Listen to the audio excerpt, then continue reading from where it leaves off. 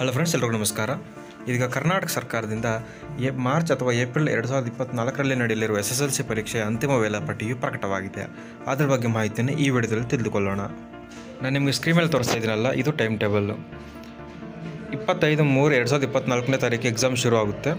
ಅವತ್ತು ಸೋಮವಾರ ಪ್ರಥಮ ಭಾಷೆ ಇಲ್ಲಿ ಮೆನ್ಷನ್ ಮಾಡಿದಾರಲ್ಲ ಸ್ಕ್ರೀನ್ ಮೇಲೆ, ಅವೆಲ್ಲ ಇರುತ್ತೆ. ಅದರಲ್ಲಿ ನಿಮ್ಮದು ಯಾವ ಸಬ್ಜೆಕ್ಟ್ ಇರುತ್ತೋ ಅದನ್ನು ಇಡಲಾಗುತ್ತದೆ. ಸಮಯ ಬಂದುಬಿಟ್ಟು ಬೆಳಿಗ್ಗೆ 10:15 ಮಧ್ಯಾಹ್ನ 1:30ವರೆಗೂ ಸಮಯ ಕೊಟ್ಟಿದ್ದಾರೆ. ಅಂದರೆ 3 ಗಂಟೆ 15 ನಿಮಿಷ ಕೊಟ್ಟಿದ್ದಾರೆ. ಗರಿಷ್ಠ ಅಂಕಗಳು 100 ಅಂಕಗಳಿಗೆ ಇರುತ್ತೆ. ನೆಕ್ಸ್ಟ್ 26ನೇ ತಾರೀಕು ಮಂಗಳವಾರ ಪರೀಕ್ಷೆ ಇರೋದಿಲ್ಲ. 27ನೇ ತಾರೀಕು ಕೋರ್ ಸಬ್ಜೆಕ್ಟ್ ಇರುತ್ತೆ, ಸಮಾಜ ವಿಜ್ಞಾನ.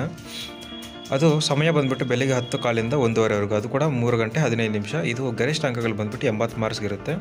28ನೇ ತಾರೀಕು ಗುರುವಾರ ಪರೀಕ್ಷೆ ಇರಲ್ಲ. 29ನೇ ತಾರೀಕು ಶುಕ್ರವಾರ ಕೂಡ ಪರೀಕ್ಷೆ ಇರೋದಿಲ್ಲ.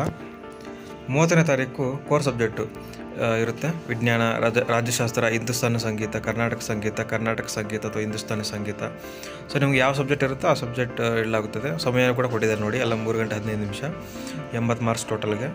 ಮತ್ತು 31ನೇ ತಾರೀಕು ಭಾನುವಾರ ರಜಾ ದಿನ. ಏಪ್ರಿಲ್ 1ನೇ ತಾರೀಕು ಸೋಮವಾರ ಪರೀಕ್ಷೆ ಇರಲ್ಲ. ಏಪ್ರಿಲ್ 2ನೇ ತಾರೀಕು ಕೋರ್ ಸಬ್ಜೆಕ್ಟ್ ಗಣಿತ, ಸಮಾಜಶಾಸ್ತ್ರ.